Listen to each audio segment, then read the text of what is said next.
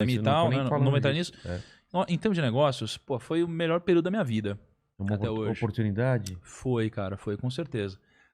Eu acho que toda crise sempre tem uma oportunidade, né? Sempre tem uma oportunidade. Eu acho que a gente surfou bem essa oportunidade, né? Porque como que funciona? Quando tem uma crise dessa, as pessoas vendem mais as coisas a preço, um preço mais barato, é isso? Porque tá desesperado ou por outras Isso. coisas? Pensa assim, ó, as pessoas, elas acham que uma crise nunca vai acontecer, É. então elas não se preparam, né? Elas falam, não, mas putz, se acontecer alguma coisa, eu tenho uma pequena grana guardada, alguma coisa assim, mas quando vem uma crise, vem tudo ao mesmo tempo. Então, você perde o emprego, o dinheiro que você tem perde valor nas suas aplicações, alguém fica doente, cara, você fica com medo, então a sua imunidade baixa, você fica em depressão, você precisa se tratar, tudo acontece ao mesmo tempo. Isso daqui gera preços baixos nas coisas, né? Então tem pessoas que precisam de dinheiro, aí você vai vender o imóvel, vai vender o carro, vai vender qualquer coisa. Aí você é um comediante, está num cenário difícil. Cara, você vai vender palestras futuras suas por um preço mais baixo. Então esse é o momento em que tem sempre alguém chorando e tem sempre alguém vendendo um lenço. O ponto é, como eu sou um cara de investimentos, eu já li trocentos livros, mas eu sou novo, né? Eu tenho 30 anos. E eu espero há 10 anos uma crise em que eu tenha dinheiro. Uma crise em que eu tenha dinheiro e possa aproveitar esse momento. E essa foi a primeira? Essa foi a primeira crise. Porque Qual foi a última crise que a gente teve, assim, pesada? Grande foi 2008. 2008? Crise do subprime nos Estados Unidos. E lá foi uma crise bizarra, mas, cara, eu tava começando ainda, então eu não tinha dinheiro, né? Então, e já aconteceram outras crises menores, mas assim, fortes ainda, mas eu não tinha tanto dinheiro assim durante essas crises, né? Então essa foi a primeira vez. E o que aconteceu? A nossa bolsa de valores caiu 50%.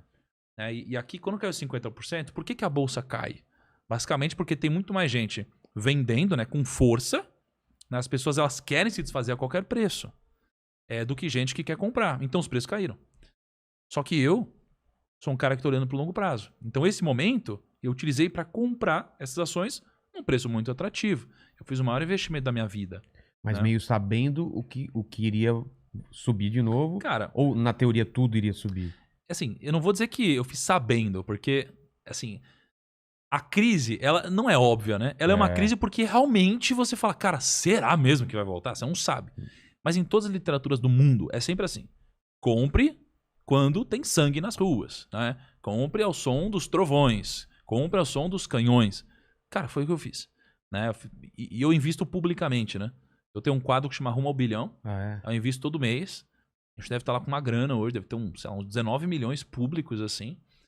E, cara, foi a maior aposta da minha vida. Eu fiz publicamente, uma galera me criticando. Você falou então em que você investiu? Você já falou? Já. O que você investiu? Eu comprei uma série de ações. Devo ter comprado umas, sei lá, 7 ações diferentes, né? Então imagina, eu comprei no momento em que todo mundo estava vendendo. Então todo mundo me criticou e falou, cara, você é burro, você vai perder dinheiro, você vai quebrar, você é louco, você fica lá. Fez o contrário do que... O contrário. Mas, cara, se a maioria das pessoas tem um resultado medíocre, você não quer fazer o que a maioria das pessoas fazem. Você quer fazer algo diferente. Exatamente. Né? Foi o que eu fiz. E as ações subiram, talvez algo em torno de 130%. Já no período recuperaram? de um ano. Exatamente, né? Então, assim, esse tipo de coisa aparece pontualmente. É coisa que aparece de 5 em 5 anos ou de 10 em 10 anos. E quando aparece, você precisa estar preparado para aproveitar. E você tava percebendo já esse movimento das empresas digitais, de quem faz venda digital, que isso ia... Ou só depois que aconteceu a pandemia mesmo que deu pra sentir? Porque, pô, Mercado Livre, tudo, cara, os caras ganharam muito, né? Ganharam muita grana. Eu fiquei viciado no Mercado Livre. Sabe, vício mesmo. Hoje... É mesmo? Mas você negocia, compra e vende, assim? Não, só compro. Só compra? Pra não sair de casa, eu compro tudo. Tudo pelo Mercado Livre. Eu te entendo. Eu sou assim com iFood, Rappi. Exatamente, iFood e tal. Eu fiquei viciado nessas compras. Porque antes a gente, vamos sair hoje e tal. E eu já gosto de ficar em casa, então assim, tudo... Moletom, tudo vem pra cá, tudo vem até minha casa.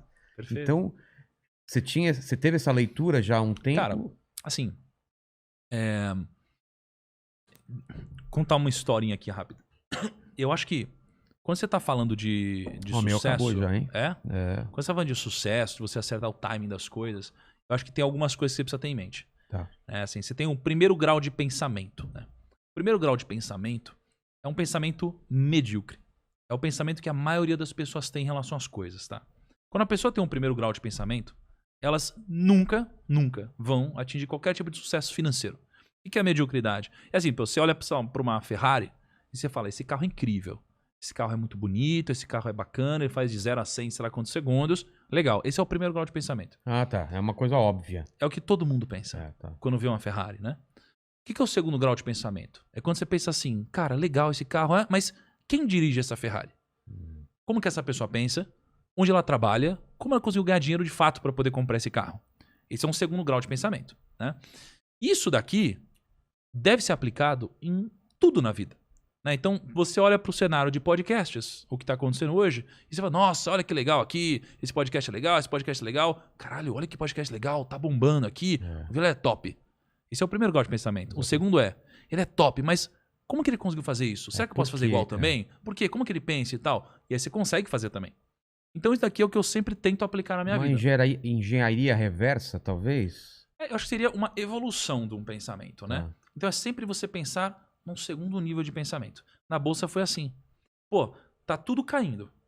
A bolsa caiu 50%. A economia tá ruim. As pessoas acham que as empresas vão quebrar. As pessoas estão com medo.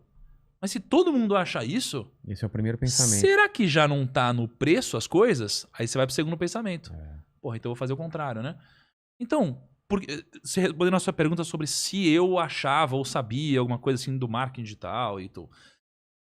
Esse é o segundo grau de pensamento. O terceiro grau, para mim, é você pegar as tendências. As tendências do mercado, né? Então, por exemplo, eu comecei a surfar uma tendência que é a tendência do mercado financeiro, a tendência da educação financeira no Brasil. Sim. A gente tem hoje 3,6 milhões, mais ou menos, de investidores na Bolsa. Só que quando eu comecei, a gente tinha 300 mil pessoas investindo na Bolsa. E eu acredito que a gente vai ter 100 milhões de pessoas investindo na Bolsa em algum momento. É uma tendência que é difícil segurar.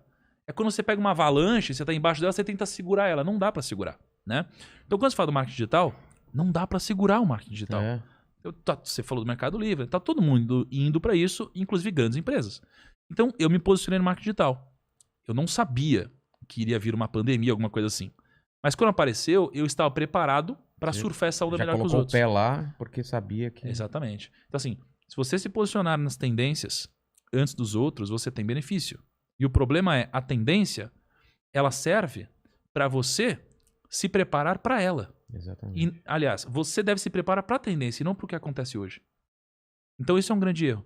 As tendências no Brasil hoje, elas são quase todas ligadas à tecnologia e trabalhos que vão envolver pensamentos, né? E as pessoas hoje se preparam para coisas que não vão existir lá na frente. Então elas estão se preparando para coisas que não fazem nenhum sentido, ao invés de se preparar para as tendências, que foi um pouco do que eu fiz com o marketing digital. E aí eu pude surfar antes dos outros, né?